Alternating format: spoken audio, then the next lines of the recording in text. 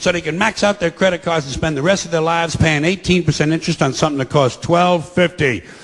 And they didn't like it when they got it home anyway.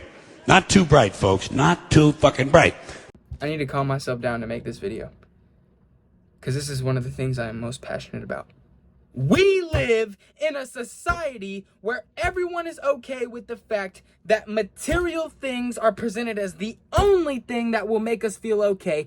Surprisingly, I'm so grateful for the fact that there's other people in the world who grew up with kids as parents, whose parents had them at a young age, as a teenager maybe. It's very comforting to know that I'm not the only person who grew up that way, who grew up with such challenges, with such people raising them.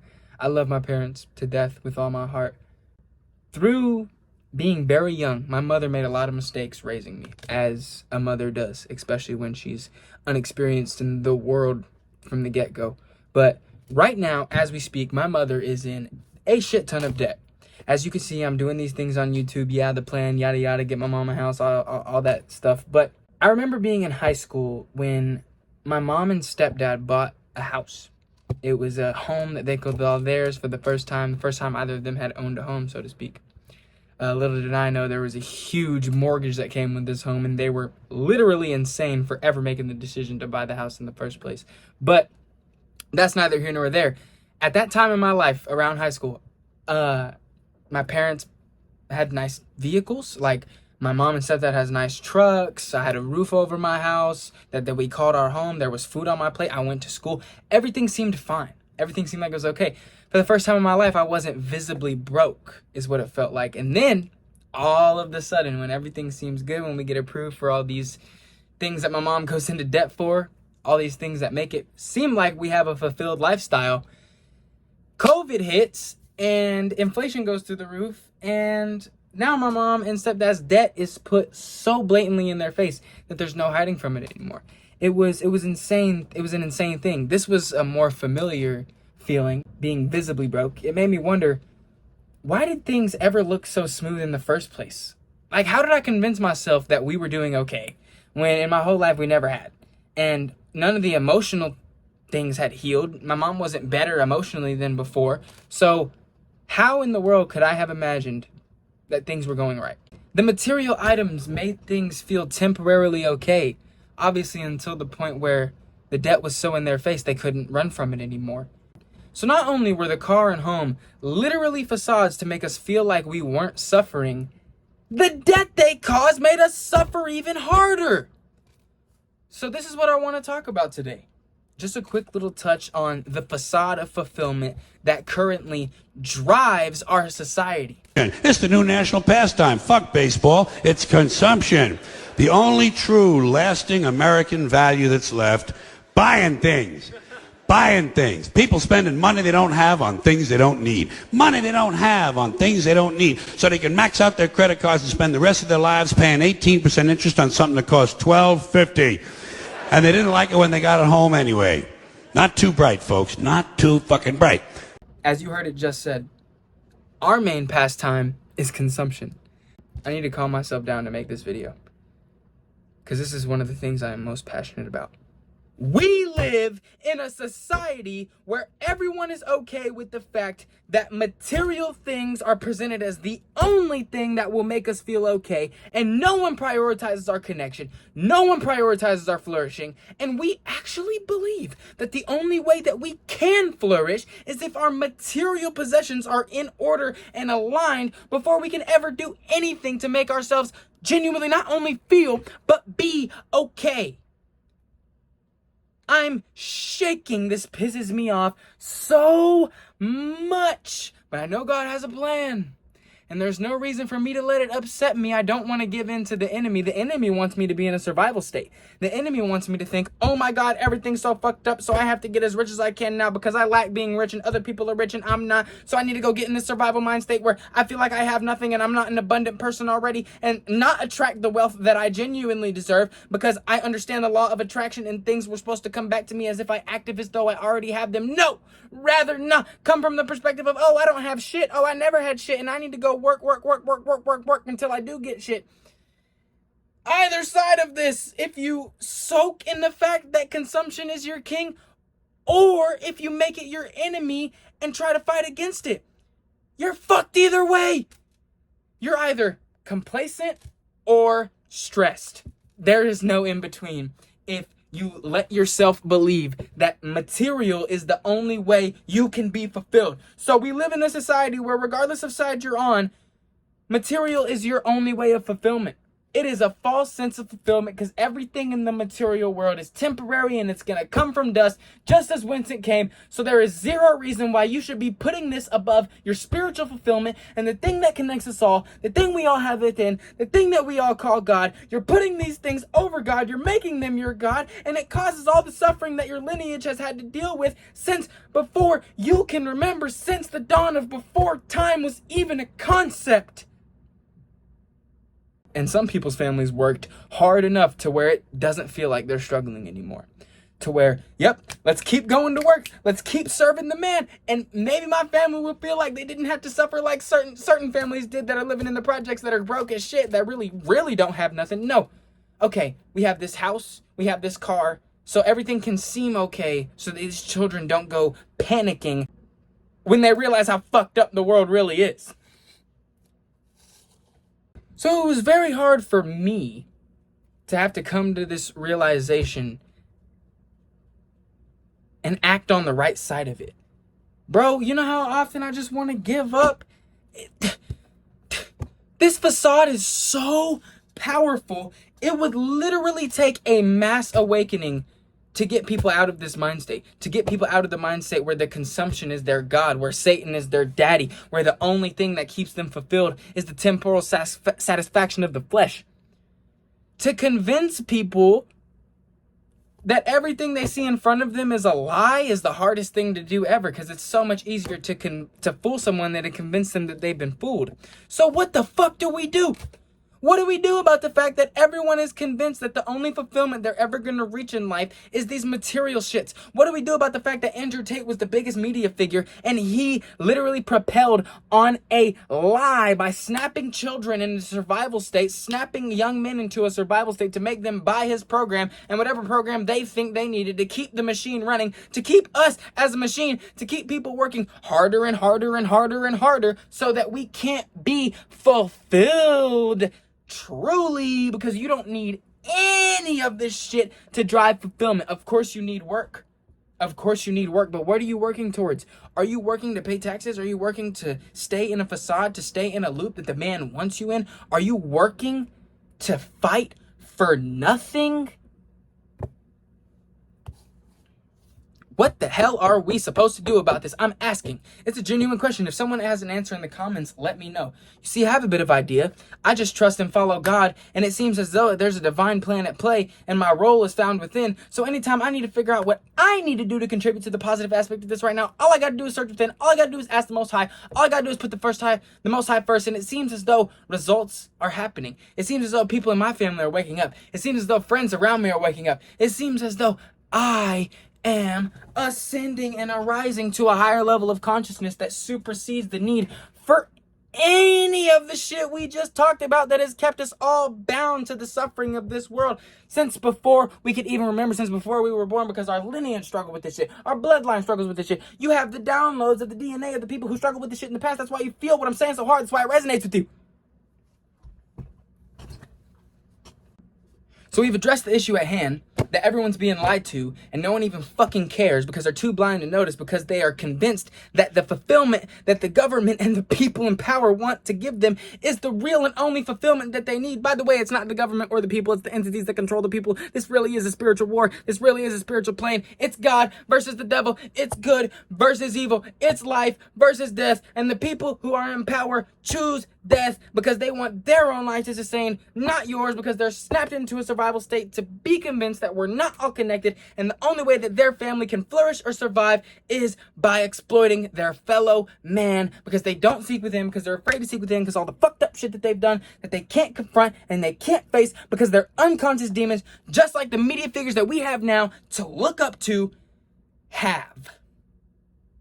No one is worthy of being idolized besides God. And we've literally forgotten it.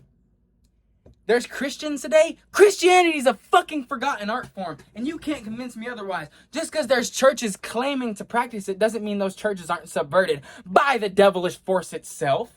That doesn't mean that those people aren't still in a survival state, lacking what Christ wants to give them, lacking the abundance that God has for them because they are afraid to seek within, and the churches keep them in the continuous loop to seek without, to seek outside of them for God, even though the only way that God can talk to you is when you seek him in solitude and his dwelling place is in silence, and he manifests himself in you. Oh, that art form is fucking forgotten, bro. You can't tell me it's not, because I don't see anyone practicing it. And even when I talk to modern Christians today about these certain things, about how they should take their life back, and about how God's calling is not what the government gave to them, it's like it's fucking foreign language to these people. They don't get it. They don't get it.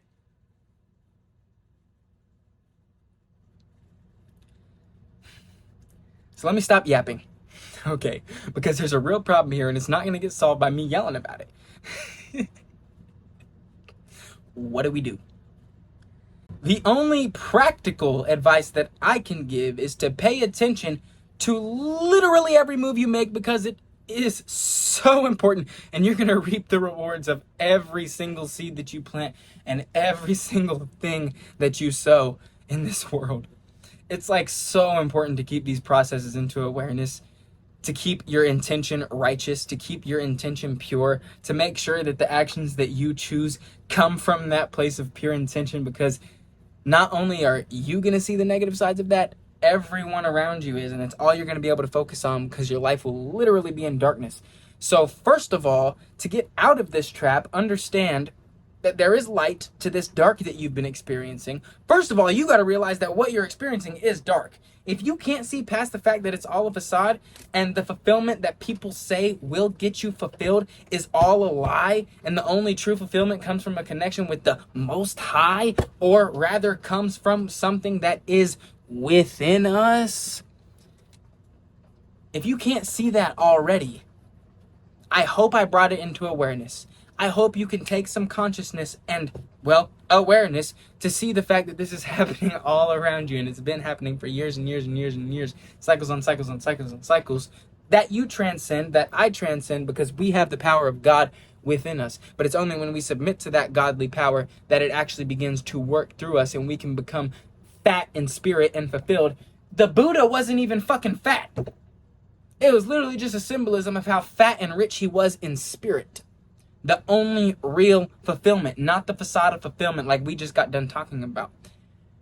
Seeking God is the only answer. Whatever you look at God to be, God is the highest level of consciousness. Regardless of what your definition of God is, it's something above you to call to help you in time of need. It's something that is stronger than you, because it's what connects us all. So when you lean into its strength, things begin to work for you rather than you having to be the one to make them work. Because you're nothing, you're nobody, you're flesh, you're vain. My name isn't fucking Rain. I don't know who I am.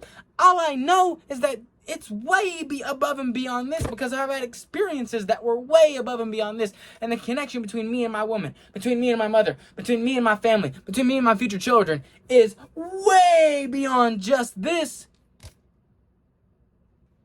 So I trust in those connections. I trust in the thing that gives me fulfillment. I trust in God.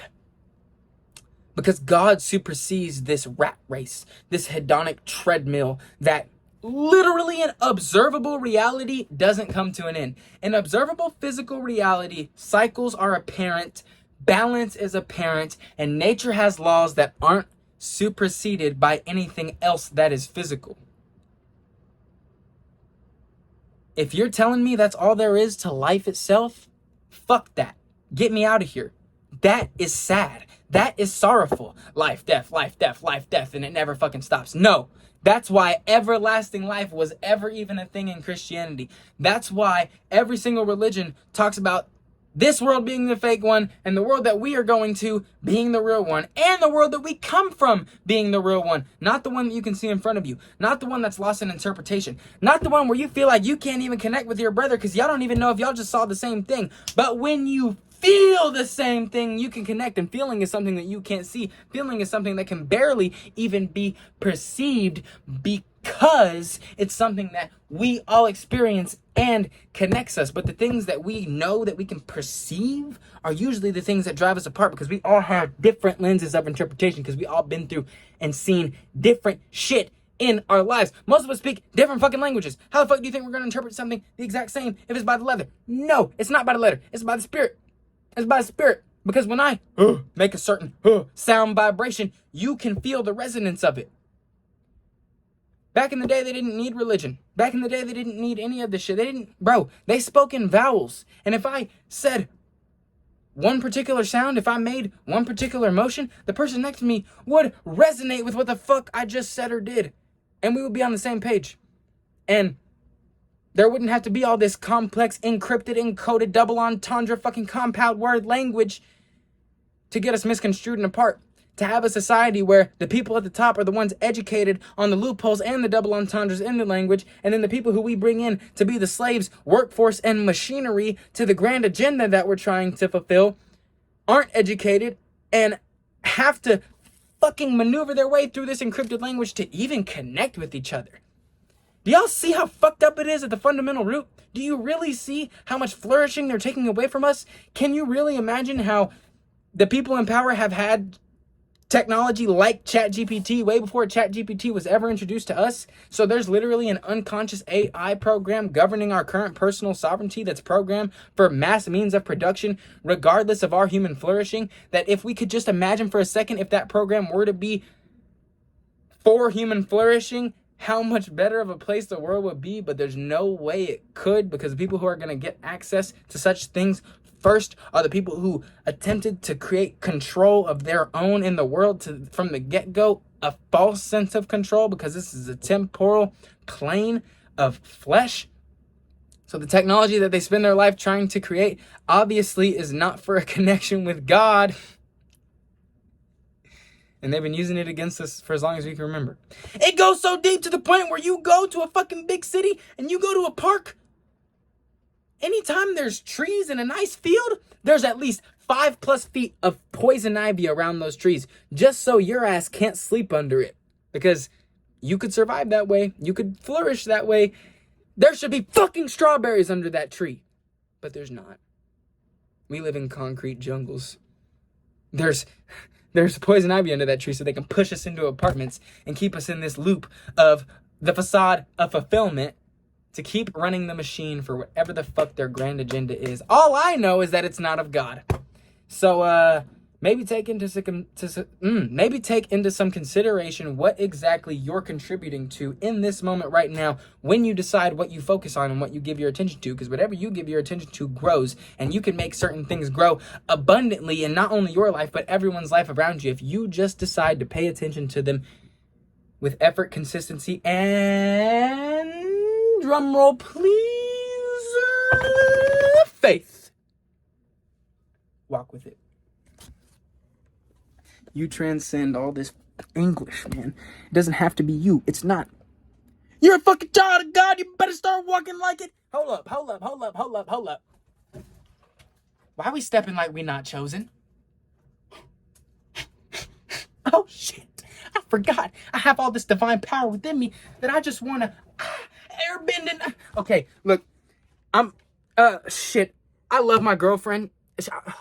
I don't want to embarrass myself and make her not like me anymore. So, I'm going to catch y'all later. All glory be to the Most High God. Hallelujah. Amen. Be in peace, not in pieces.